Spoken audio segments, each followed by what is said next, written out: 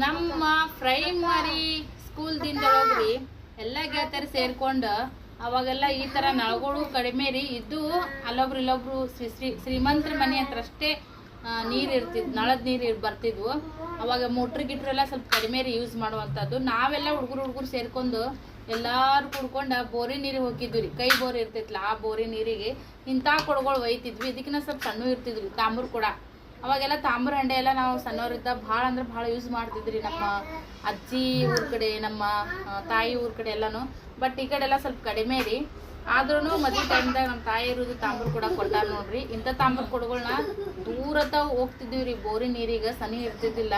ಮತ್ತು ಅವಾಗೆಲ್ಲ ಸ್ವಲ್ಪ ನೀರು ಕಡಿಮೆನೆ, ನಳಗಳು ಕಡಿಮೆ ಇರೋದ್ರಿಂದ ತಲೆ ಮ್ಯಾಗೊಂದು ಬಗ್ಲಾಗೊಂದು ಹೊತ್ಕೊಂಡು ಪೈಪೋಟಿ ಮ್ಯಾಗ ಎಲ್ಲ ಫ್ರೆಂಡ್ಸ್ ಸೇರ್ಕೊಂಡು ತೊಗೊಂಬರ್ತಿದ್ವಿ. ಭಾಳ ಖುಷಿ ಅಂತ ಅನಿಸ್ತಿತ್ತು. ಈಗ ಮೋಟ್ರ್ ಹಚ್ಚಿ ಮನೆ ಮುಂದೆ